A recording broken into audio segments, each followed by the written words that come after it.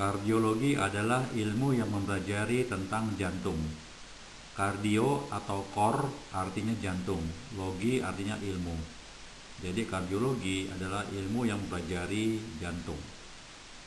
Kardiovaskular system, kardio artinya jantung, vaskular artinya sistem pembuluh darah. Jadi jantung tidak bisa dipisahkan dengan pembuluh darah, karena fungsi jantung adalah memompa darah ke seluruh tubuh, membutuhkan pipa-pipa pembuluh darah, mengalirkan, mendistribusikan darah dari jantung ke seluruh tubuh. Jadi kardiovaskular sistem adalah suatu sistem di mana jantung memompa darah ke seluruh tubuh dan kembali ke jantung.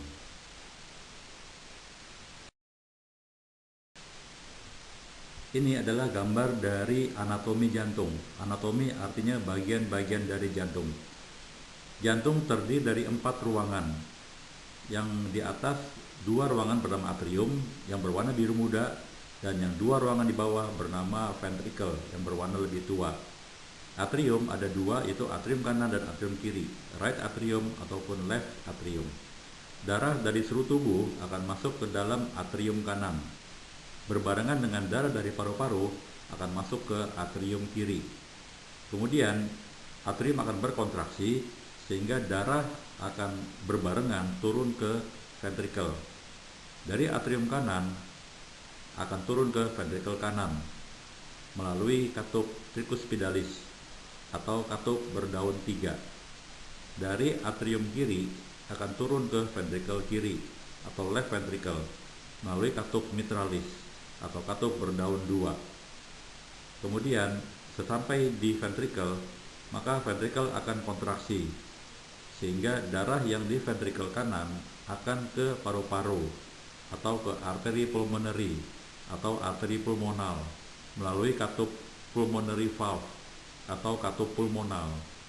Sedangkan darah yang di ventricle kiri akan ke aorta yang berwarna kuning melalui katup aorta untuk diedarkan ke seluruh tubuh. Kemudian dari seluruh tubuh darah akan kembali lagi ke jantung, masuk ke atrium kanan. Sedangkan dari paru-paru darah akan kembali lagi masuk ke atrium kiri. Atrium bahasa Indonesianya adalah serambi. Ventricle bahasa Indonesianya adalah bilik. Jadi ringkasannya adalah sebagai berikut. Dari seluruh tubuh darah akan masuk ke atrium kanan. Kemudian atrium kanan akan kontraksi sehingga darah akan turun ke ventricle kanan. Kemudian ventricle akan kontraksi sehingga darah menuju paru-paru. Kemudian dari paru-paru darah akan kembali ke jantung ke atrium kiri. Kemudian atrium akan kontraksi, darah turun ke ventricle kiri. Kemudian ventricle akan kontraksi, darah akan dipompa melalui aorta ke seluruh tubuh. Kemudian kembali lagi ke atrium kanan, demikian seterusnya.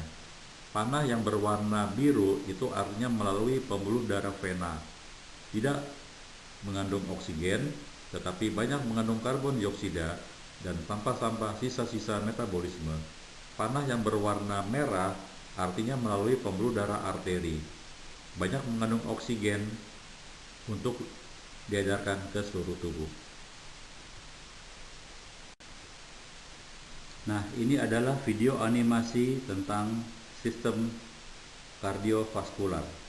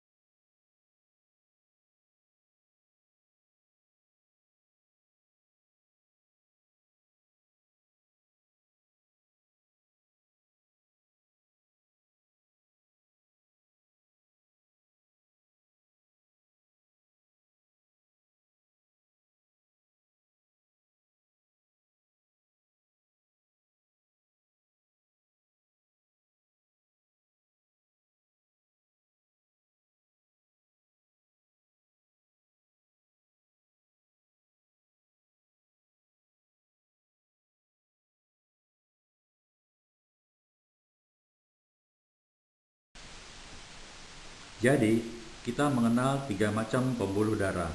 Ada pembuluh darah arteri dan ada pembuluh darah vena. Pertemuan antara arteri dan vena bernama pembuluh darah kapiler. Pembuluh darah arteri selalu arahnya dari jantung ke seluruh tubuh, kecuali arteri pulmonal, arahnya dari paru-paru ke jantung. Sedangkan vena arahnya selalu dari seluruh tubuh menuju ke jantung, kecuali vena pulmonal, arahnya dari jantung ke pulmonal. Arteri banyak mengandung oksigen, makanya diwarnai merah, kecuali arteri pulmonal mengandung karbon dioksida, tidak mengandung oksigen karena arahnya dari jantung ke paru-paru. Vena tidak mengandung oksigen atau sedikit mengandung oksigen, tetapi banyak mengandung karbon dioksida, kecuali vena pulmonal banyak mengandung oksigen dan sedikit mengandung karbon dioksida karena arahnya dari paru-paru menuju ke jantung.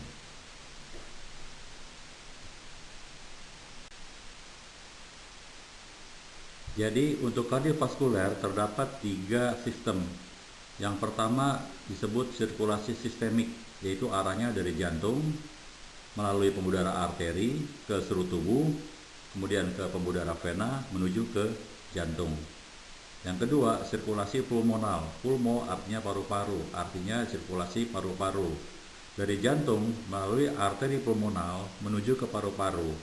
Kemudian dari paru-paru melalui vena pulmonal menuju ke jantung. Demikian seterusnya bersirkulasi. Ada satu lagi yaitu sirkulasi koroner. Karena jantung juga membutuhkan darah, sehingga jantung melalui arteri koronaria akan menuju ke otot-otot jantung. Kemudian dari otot-otot jantung melalui sinus koronaria yang berfungsi seperti vena akan menuju ke jantung.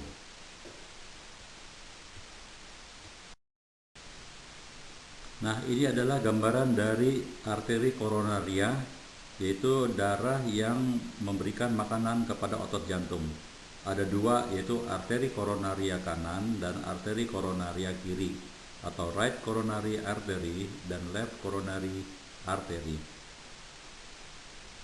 Dimana kalau terjadi penyumbatan pada salah satu arteri ini, maka terjadilah penyakit yang disebut penyakit jantung koroner, atau bahasa latinnya myocard infarct, atau disingkat MCI. Kemudian jantung bisa berdenyut karena ada aliran listrik yang mengalir ke seluruh otot jantung. Di jantung terdapat 2 sumber aliran listrik. Yang pertama di atas atrium yang disebut SA node. SA artinya sinoatrial node. Node artinya benjolan. Sinoatrial artinya terdapat di dinding atrium. Dari sinoatrial node akan mengalir aliran listrik ke seluruh dinding atrium. Seluruh dinding atrium setelah menerima aliran listrik maka dia akan berkontraksi. Kemudian aliran listrik tersebut akan menuju ke AV node yang ada di dinding ventricle. AV node adalah atrioventricular node. AV node yang bertanggung jawab terhadap aliran listrik di seluruh ventricle. Dari AV node akan mengalir aliran listrik melalui berkasis dan serabut Purkinje ke seluruh otot dinding ventricle, sehingga seluruh otot dinding ventricle akan teraliri listrik.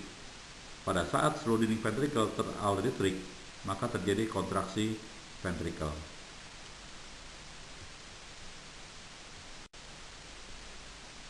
Ini adalah animasi dari apa yang dijelaskan oleh slide sebelumnya, yaitu adanya aliran listrik di jantung dari SA node ke AV node. Nah, kemudian aliran listrik ini dapat dicatat melalui mesin EKG atau ECG, sehingga didapat kurva-kurva gelombang-gelombang dari gelombang P, gelombang QRS, dan gelombang T yang ada di ECG sebagai representasi dari aliran listrik yang terjadi dari SA node ke AV node dan ke berkasis.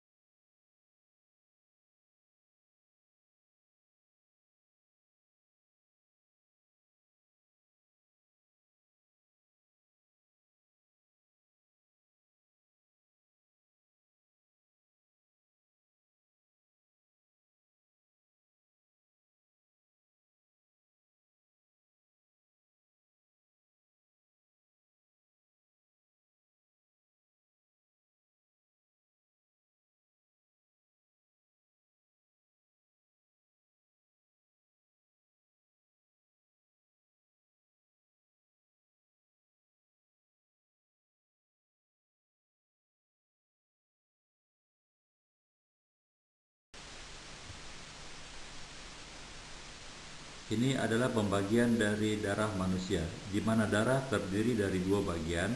Yang pertama adalah bagian cair atau plasma, merupakan komposisi terbesar yaitu 55%. Terdiri dari air 91%, protein 8%, mineral 0,9%, dan bahan-bahan organik lain 0,1%.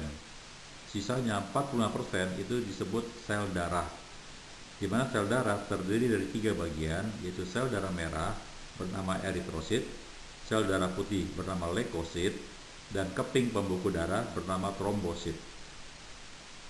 Eritrosit mengandung hemoglobin sebesar 12-18 gram per desiliter, sedangkan sel darah merah jumlahnya 4-6 juta per mikroliter.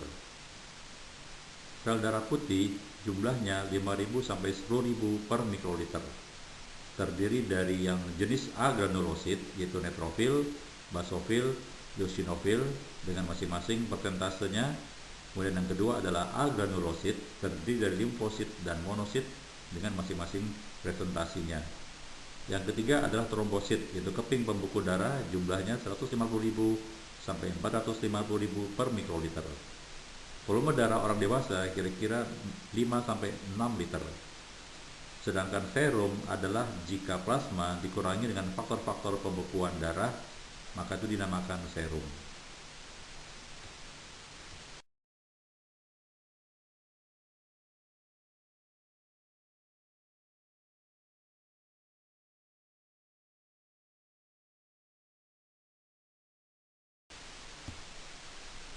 Fungsi darah adalah sebagai berikut.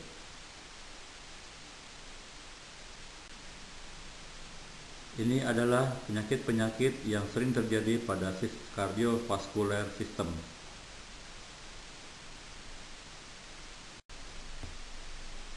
Semua penyakit yang terjadi pada kardiovaskular sistem berawal atau bermula yang disebut dengan proses aterosklerosis.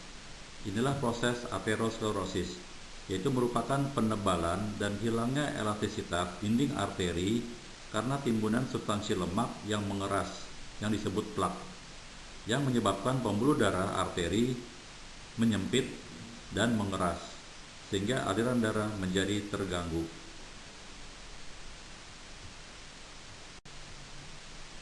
Proses aterosklerosis setelah terjadi saat usia bayi, dan proses ini akan dipercepat dan lebih buruk dipengaruhi oleh pola makan dan gaya hidup. Jika aterosklerosis terjadi pada jantung, maka terjadilah penyakit hipertensi, jantung koroner, angina pectoris, dan infrak miokard. Jika terjadi di otak, maka terjadilah penyakit stroke dan demensia atau pikun. Jika terjadi pada arteri di pembuluh darah kaki maupun lengan, maka terjadilah gangguan pembuluh darah perifer. Nah, ini adalah gambaran yang terjadi pada pembuluh darah manusia yang mengalami proses aterosklerosis. Yang paling kiri adalah pembuluh darah normal, di mana belum terjadi timbunan lemak atau plak pada dinding pembuluh darah. Semakin ke kanan, timbunan atau plak semakin menebal dan akhirnya sempat menyumbat dan sempat menimbulkan sumbatan. Sebelum sumbatan terjadi, maka diameter pembuluh darah akan menyempit. Diameter pembuluh darah menyempit, maka akan mempertinggi tekanan darah manusia. Sumbatan yang terjadi disebut trombosis. Jika terjadi pada jantung, terjadilah penyakit jantung koroner. Jika terjadi pada otak, terjadilah penyakit stroke. Jika pada kaki, terjadilah critical leg ischemia, dan seterusnya.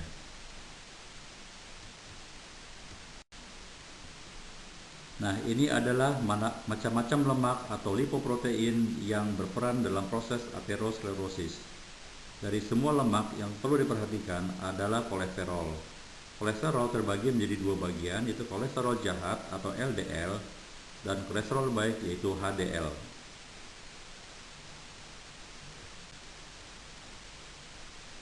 Proses aterosklerosis akan semakin cepat jika terjadi yang disebut dengan dislipidemia.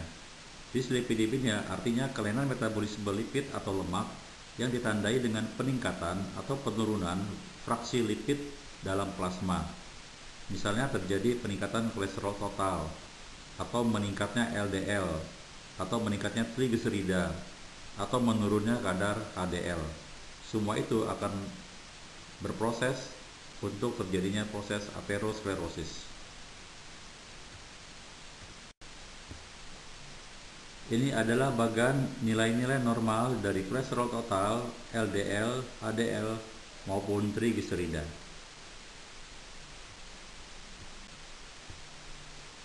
Ini adalah contoh dan penggolongan obat-obatan untuk penurun lipid atau lemak, penurun kolesterol, dan penurun trigliserida.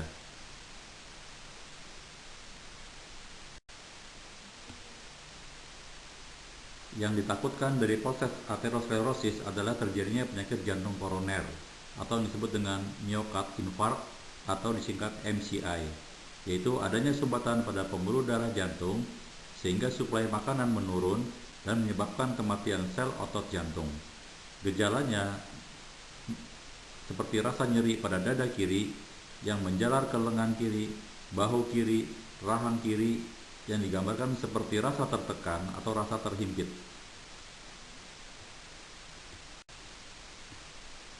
Berbeda dengan penyakit jantung koroner, maka gagal jantung atau dekompensasi kordis adalah penyakit jantung di mana jantung tidak mampu untuk memompa darah dengan baik.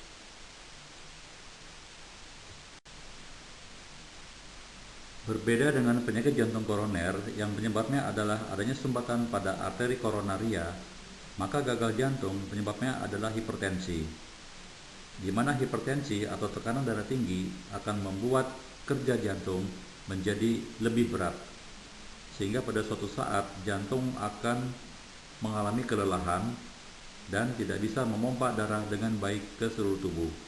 Inilah yang disebut dengan penyakit gagal jantung atau dekompensasi kordis. Penyakit jantung yang berikutnya adalah aritmia, di mana aritmia artinya adalah detak jantung yang tidak teratur. Detak jantung bisa teratur, bisa terlalu cepat atau terlalu lambat, atau iramanya yang tidak teratur.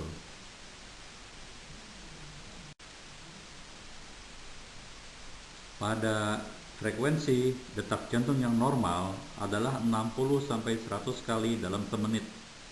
Pada aritmia bisa terjadi bradikardi, di mana detak jantung di bawah 60 kali dalam semenit, atau takikardi, di mana detak jantung lebih dari 100 kali semenit, atau supraventrikuler takikardi, di mana detak jantung 160-200 kali semenit, atau atrial flutter, di mana detak jantung bisa sampai 250-350 kali dalam 1 menit, atau atrial fibrillation, di mana detak jantung bisa sampai 350-600 kali 1 menit, atau ventricular tachycardia, di mana detak jantung di atas 200 kali per menit. Bisa juga ventricular fibrillation. Faktor-faktor penyebab aritmia adalah alkohol, diabetes atau kencing manis, drug abuse atau obat-obat narkotika, kafe, kopi, heart failure, gagal jantung, hipertensi, darah tinggi, hipertiroidism atau kelebihan hormon tiroid, mental stress, atau smoking atau merokok. Sedangkan aritmia dapat juga akibat gangguan konduksi aliran listrik yang ada di SA node maupun di AV node. Misalnya terjadi blok pada SA node, ataupun blok pada AV node, ataupun blok pada berkasis. Hipertensi ada 2 macam, yaitu hipertensi primer atau disebut juga hipertensi esensial, yaitu hipertensi yang tidak diketahui apa penyebabnya. Bisa jadi karena faktor usia atau faktor degeneratif. Yang kedua adalah faktor luar, yaitu hipertensi sekunder. Hipertensi sekunder dapat disebabkan karena kerusakan ginjal, gangguan endokrin atau gangguan hormonal, neurogenik, kehamilan, maupun gangguan kardiovaskuler. Seperti kita ketahui bahwa hormon yang mengatur tekanan darah, tensi, itu dibuat di ginjal, yaitu hormon renin-angiotensin. Maka kalau ada kerusakan ginjal, otomatis akan terjadi gangguan pada tekanan darah.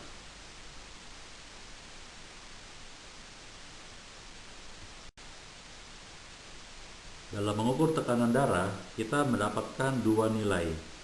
Nilai yang pertama adalah tekanan darah yang terjadi saat jantung atau ventrikel berkontraksi. Akan timbul tekanan darah sistolik.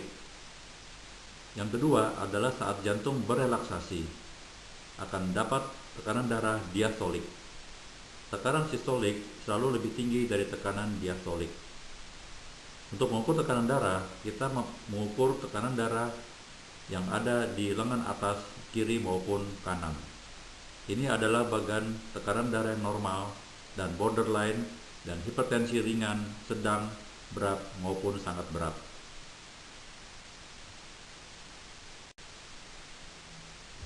Saat kita mengukur tekanan darah untuk pertama kali, maka sebaiknya kita mengukur tekanan darah kiri dan kanan. Apabila tidak ada perbedaan yang signifikan antara kiri dan kanan, maka untuk selanjutnya kita bisa mengukur tekanan darah kiri maupun kanan. Tapi seandainya didapatkan perbedaan yang signifikan, yaitu sistolik, bedanya lebih dari 20 mm/Hg, dan untuk diastolik bedanya lebih dari 10 mm/Hg. Maka kalau ada perbedaan, maka untuk kedepannya, untuk selanjutnya, kita menggunakan yang tekanan darahnya lebih tinggi. Perbedaan yang bermakna antara kiri dan kanan menunjukkan adanya kelainan, yaitu penyakit yang disebut koartasio atau diseksi atau pelebaran aorta. Bisa juga aneurisma aorta atau penyakit Takayasu atau resiko penyakit stroke, resiko terjadi serangan jantung, dan adanya penyakit ginjal maupun penyakit diabetes. Ini adalah contoh obat untuk antihipertensi, bisa golongan diuretik maupun golongan beta blocker, bersama contoh-contohnya.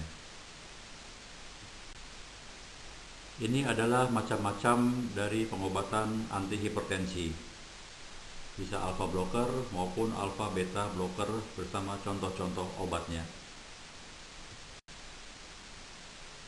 Ini obat antihipertensi dari golongan yang lain, kalsium antagonis maupun ACE inhibitor. Ini adalah obat antihipertensi yang terbaru, yaitu golongan ARB beserta contoh-contohnya.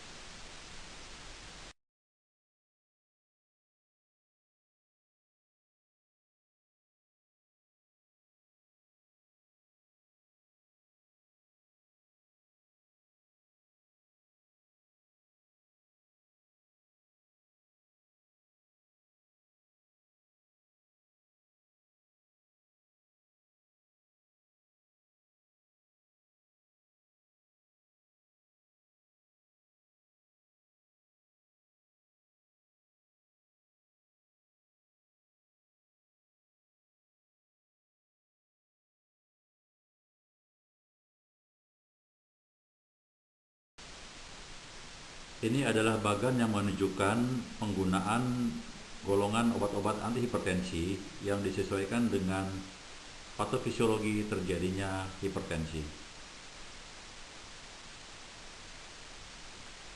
Sekarang kita menuju topik tensimeter, yaitu produksi dari Microlife.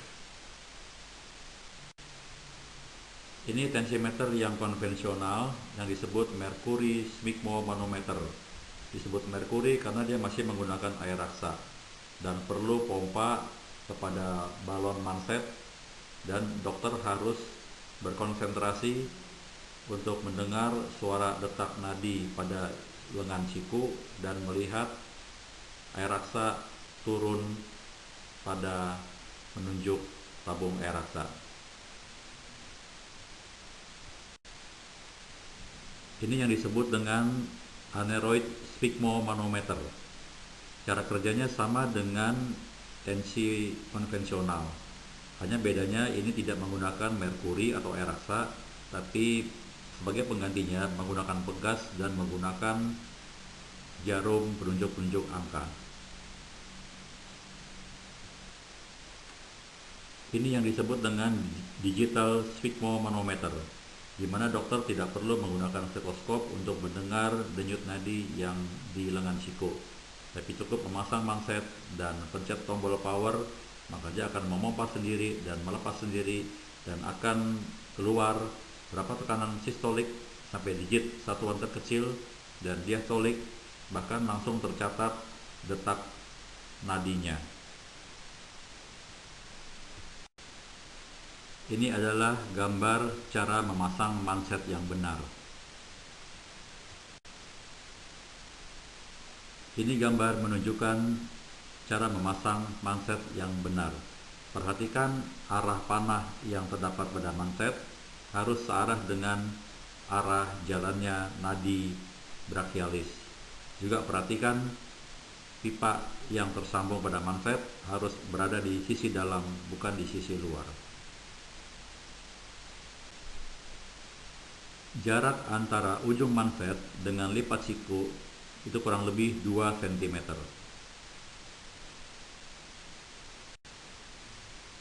Ini bagian perbedaan antara tensimeter konvensional yang masih menggunakan stetoskop dibanding dengan tensimeter digital yang menggunakan teknik oscillometric metode.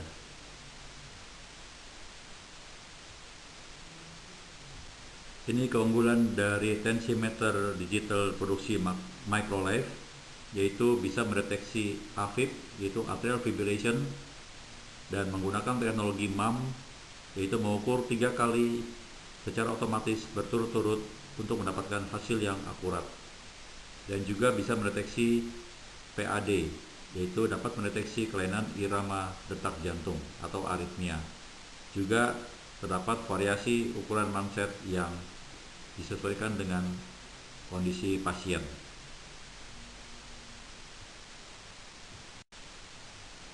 Ini adalah keunggulan teknologi PAD, yaitu Pulse Arrhythmia Detection, di mana dapat mendeteksi kelainan pada irama detak jantung. Jika pada saat pengukuran ditemukan kelainan irama jantung, maka akan muncul simbol seperti yang tertera pada gambar. Ini adalah teknologi MAM, yaitu Microlife Average Mode, di mana pengukuran 1 kali tekan otomatis mengukur sebanyak 3 kali berturut-turut sehingga dapat memberikan hasil yang akurat dan terpercaya.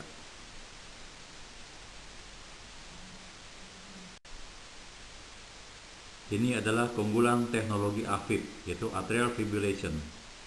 Teknologi AFib adalah teknologi yang dapat mengindikasi gejala awal stroke yang diindikasikan dengan AFib tanpa melihat tinggi atau normal hasil pengukuran pada alat tensimeter digital. Keunggulan yang lain dari tensimeter Microlife adalah terkoneksi dengan Apple Store dan Google Play.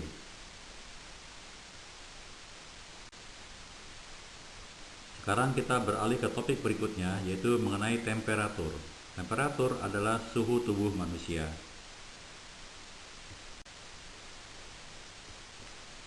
Suhu tubuh manusia diatur oleh otak yang disebut dengan hipotalamus termostat. Suhu tubuh yang normal manusia itu sekitar 36 sampai 37,5 derajat Celcius. Suhu 37,5 atau lebih disebut demam. Demam bisa diakibatkan karena ada infeksi atau dehidrasi. Dehidrasi artinya kita kurang cairan. Di atas 40 derajat Celcius disebut hipertermia. Di bawah 36 derajat Celcius disebut hipotermia. Pengukurannya dapat dilakukan melalui di axillary atau di ketiak, juga dapat di oral, dalam mulut, maupun di rektal. Biasanya di oral maupun rektal, suhu akan lebih tinggi setengah derajat Celcius. Ini adalah gambar dari termometer yang masih menggunakan teknik alkohol. Ini termometer yang menggunakan merkuri atau air raksa. Ini adalah termometer digital produksi dari Microlife.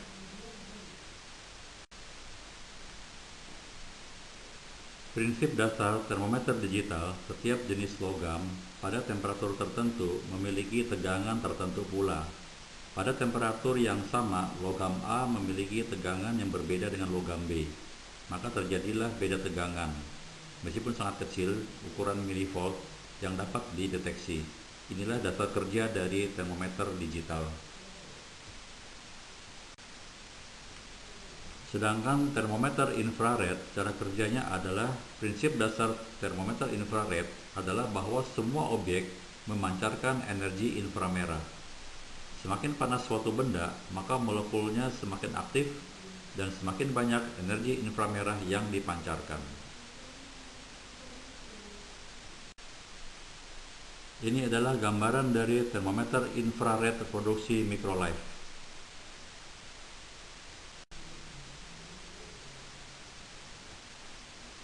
Topik berikutnya adalah mengenai keadaan gawat darurat.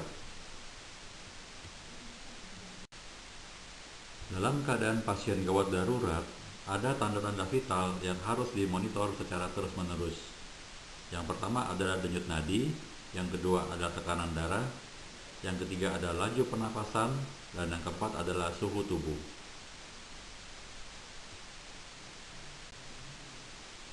Selanjutnya juga perlu dilakukan EKG monitoring. Untuk EKG ada dua fungsi yang digunakan. Yang pertama adalah fungsi monitoring. Cukup dengan menggunakan 4 elektroda. Yang kedua adalah diagnostik EKG menggunakan 6 elektroda. Berikut tempat-tempat pemasangan elektrodanya. Ini adalah gambaran sederhana cara kerja dari EKG. Dalam EKG akan terekam gambar yang merupakan gelombang-gelombang yang terjadi di jantung, yaitu ada gelombang P, gelombang QRF, dan gelombang T. Gelombang P itu terjadi karena adanya aliran listrik dari SA node ke seluruh dinding atrium. Sedangkan gelombang QRF itu terjadi karena adanya aliran listrik pada dinding ventricle. Sedangkan gelombang T itu terjadi karena adanya recovery dari aliran listrik pada dinding ventricle. Kemudian sebelah kanan ada gambaran normal heartbeat dan fast heartbeat dan slow heartbeat dan irregular heartbeat. Pada normal heartbeat kita lihat intervalnya itu sekitar 60-100 kali semenit. Pada fast heartbeat terjadi denyut jantung yang lebih cepat dari biasanya. Pada slow heartbeat terjadi detak jantung yang lebih lambat dari biasanya. Pada irregular heartbeat terjadi kita lihat gangguan irama jantung di mana jantung berdetak tidak teratur. Ini ada video animasi yang menunjukkan jalannya aliran listrik dalam jantung dan hubungannya dengan terbentuknya gelombang EKG.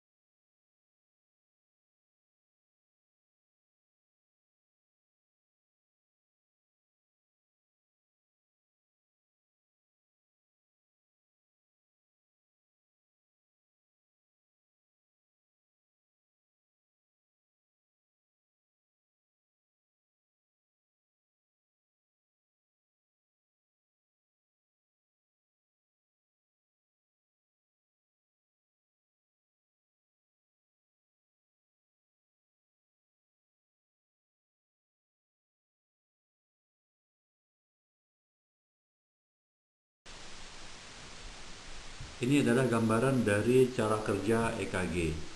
Jadi jika ada aliran listrik di jantung yang berjalan searah dengan arah vektor yang dipasang oleh elektrode, maka akan timbul gelombang positif.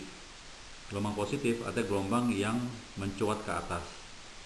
Sedangkan jika arah aliran listrik di jantung berjalan berlawan arah dengan arah vektor yang dipasang oleh elektrode, maka akan timbul gelombang yang menuju ke bawah atau gelombang negatif.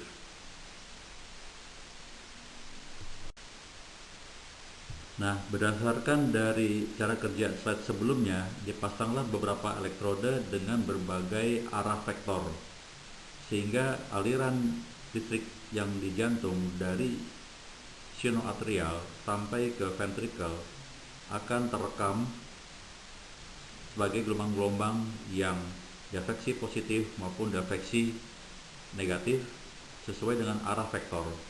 Arah vektornya dapat dipakai yaitu AVR, AVL maupun hantaran 1, hantaran 2, hantaran 3 dan AVF, dan juga V1 sampai dengan V6. Nah, ini adalah elektrode V1 sampai dengan V6. Maka aliran listrik yang di jantung yang searah dengan V1 itu akan terlihat arah gelombang positif, tapi yang berlawanan akan terlihat gelombang yang negatif. Nah, di sini bisa dilihat gelombang V1, V2, V3 dan V6 itu timbul perbedaan gelombang karena arah vektornya berbeda-beda.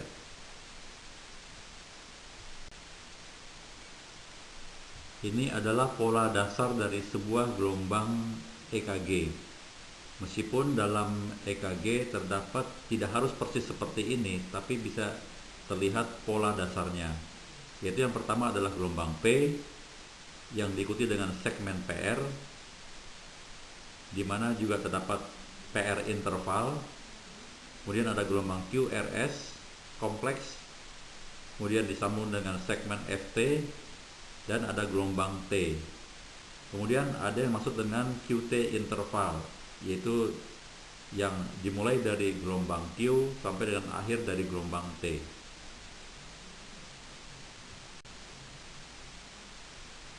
Dengan pola gambaran yang tadi, maka didapatlah ukuran-ukuran, yaitu berapa milimeter jarak PR misalnya, berapa milimeter jarak gelombang P, dan berapa tinggi gelombang P, dan berapa tinggi gelombang QRS, dan berapa lebar gelombang QRS, dan berapa tinggi gelombang T, berapa lebar gelombang T, berapa panjang segmen FT, berapa panjang QT interval, berapa panjang PR interval.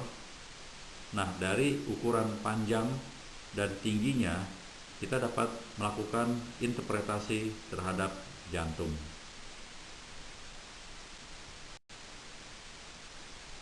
Ini adalah contoh dari gambaran sebuah EKG dengan berbagai metode elektrode. Ada hantaran 1, 2, 3, ada hantaran AVR, AVL, AVF, dan ada hantaran V1 sampai dengan V6. Biasanya, sebuah mesin EKG telah dilengkapi dengan interpretasinya, yaitu berdasarkan dari Hanover ECG System, yaitu suatu sistem untuk membaca interpretasi dari hasil sebuah EKG.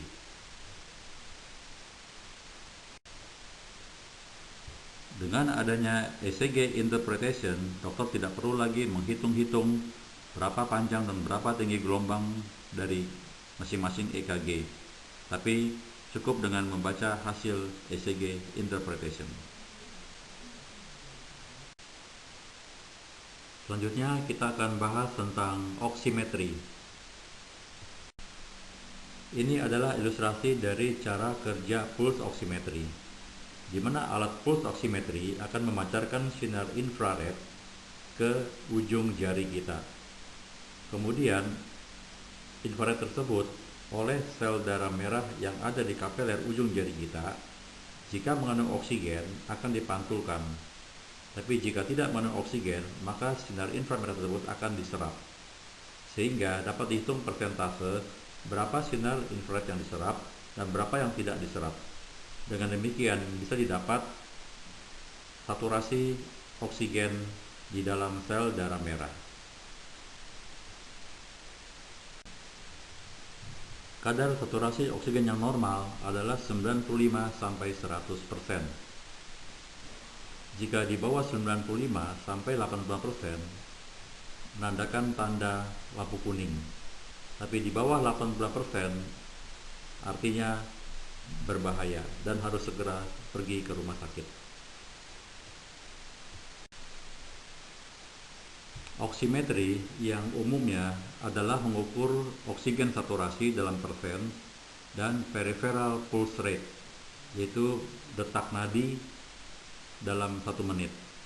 Tapi oximetri yang ada di ICU, alat yang lebih lengkap, yang monitoring lebih lengkap, itu bisa mengukur juga perfusion index, juga bisa mengukur kadar methemoglobin, juga bisa mengukur kadar karboksihemoglobin, juga bisa mengukur kadar total hemoglobin, yaitu dalam satuan gram per desiliter maupun milimol per liter.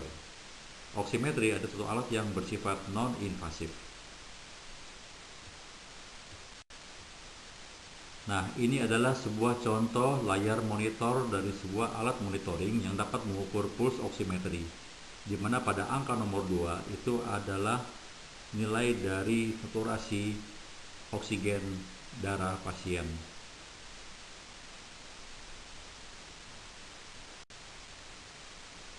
Kadar saturasi oksigen yang normal itu di atas 90% sampai 100%.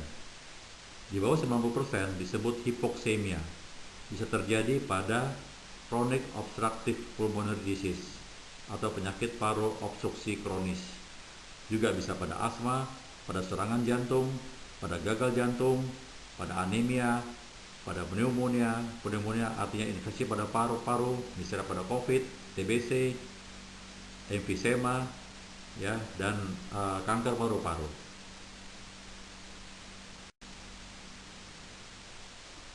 Tadi kita sudah membahas tentang aritmia.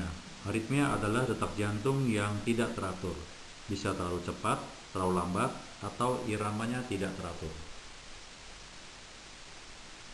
Di antara penyakit aritmia terdapat yang disebut atrial fibrillation atau fibrilasi atrium atau atrial fibrillation atau disingkat AFib, adalah gangguan irama jantung yang ditandai dengan denyut jantung tidak beraturan dan cepat. Akibatnya, jantung tidak optimal memompa darah ke seluruh tubuh, maka dapat mengakibatkan gagal jantung sebesar 3 kali lebih besar daripada orang yang tidak ada atrial fibrillation, dan dapat menyebabkan stroke 5 kali lebih besar dibanding dengan orang yang tidak ada atrial fibrillation, karena berisiko penggumpalan darah dan penyumbatan pembuluh darah, terutama pembuluh darah yang ada di otak. Ini adalah video animasi yang menggambarkan patofisiologi dari atrial fibrillation. Bagaimana terjadinya atrial fibrillation dan bagaimana perbedaan gambaran EKG antara EKG normal dengan EKG atrial fibrillation. Dan bagaimana atrial fibrillation dapat mengakibatkan bekuan darah yang bernama emboli, dan bekuan darah tersebut bisa menyebabkan stroke di otak.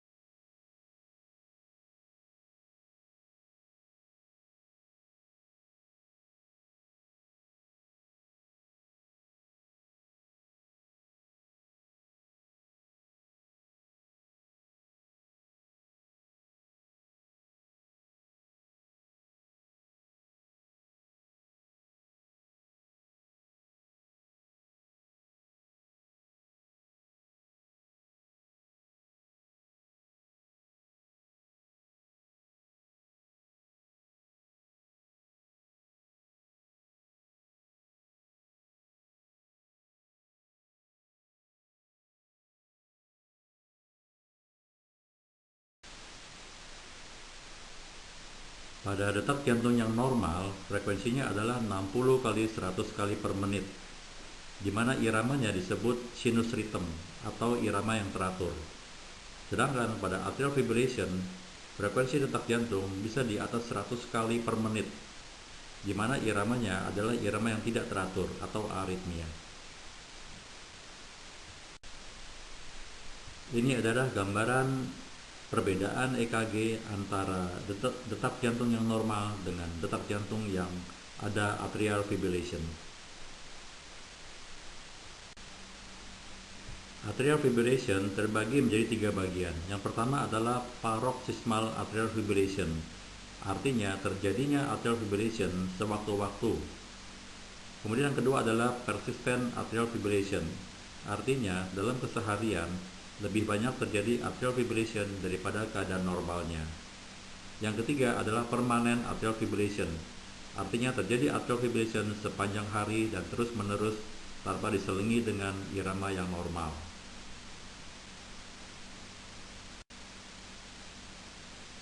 Gejala atrial fibrillation bisa merasa lemas, pusing, jantung berdebar, nyeri dada, dan sesak napas. Penyebab atrial fibrillation adalah adanya gangguan hantaran listrik di otot jantung, terutama di atrium.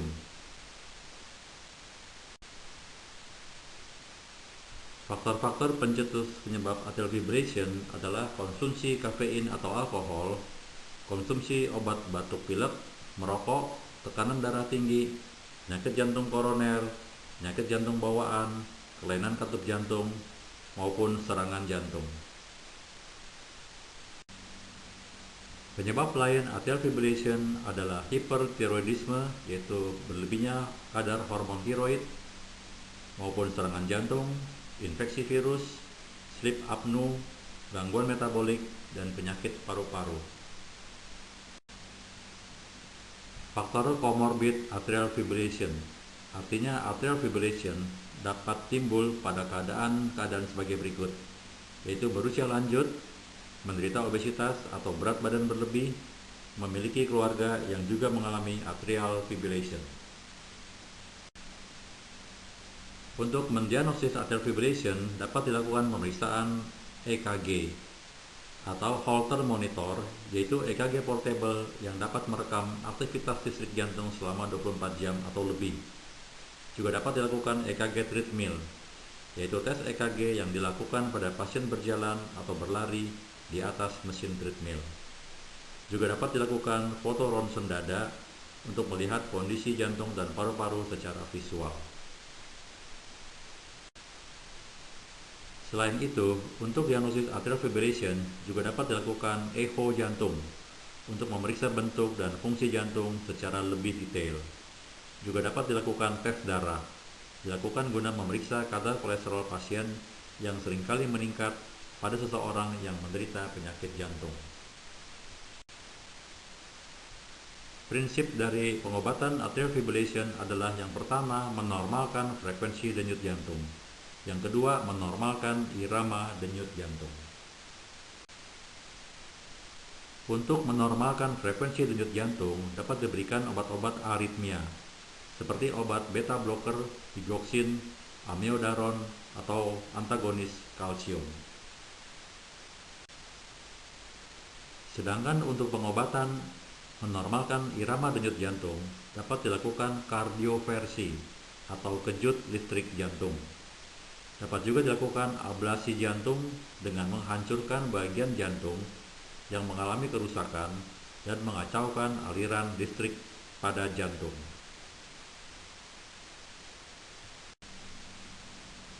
Penderita atrial fibrillation sangat berisiko mengalami penggumpalan darah dan penyumbatan pembuluh darah, terutama jika terjadi di otak. Dapat terjadi stroke iskemik atau stroke karena penyumbatan pembuluh darah. Untuk itu maka dapat diberikan obat-obat golongan antikoagulan, yaitu obat-obat pengencer darah. Di antaranya seperti clopidogrel, aspirin, warfarin, apixaban maupun rivaroxaban. Biasanya terapi ini bersifat seumur hidup. Sedangkan untuk pencegahan atrial fibrillation dapat dilakukan rutin berolahraga, mempertahankan berat badan ideal, mengkonsumsi makanan tinggi serat, misalnya buah dan sayur, berhenti merokok, kopi, alkohol, dan mengelola stres dengan baik. Sekarang kita akan membahas tentang CPR. CPR adalah Cardiopulmonary Resuscitation. CPR adalah teknik kompresi dada dan pemberian napas buatan untuk orang-orang yang detak jantungnya atau pernapasan terhenti. Dalam bahasa Indonesia dikatakan RJP, yaitu resusitasi jantung paru. Biasanya terjadi pada orang yang tenggelam maupun orang yang terkena serangan jantung secara mendadak. Ini adalah tahapan-tahapan melakukan CPR. Yang pertama adalah hubungi panggilan nomor darurat. Yang kedua, rebahkan pasien dan kemudian bebaskan jalan napasnya. Kemudian dilihat apakah pasien bernapas. Jika tidak, maka segera lakukan CPR. Lakukan 30 kali tekanan pada dada. Kemudian lakukan 2 kali pemberian napas melalui mulut pasien. Lakukan itu sampai datang pertolongan yang lebih baik. Standar dalam melakukan kompresi dada adalah 100 kali dalam 1 menit atau 2 kali dalam 1 detik. Gambar ini menunjukkan bagaimana posisi lengan kita dalam melakukan kompresi pada dada.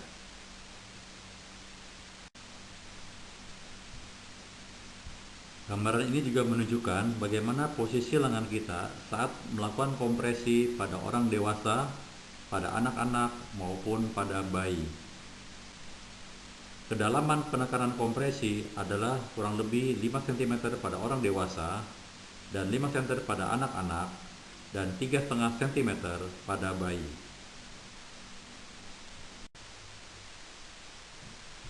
Standar dalam memberikan napas CPR adalah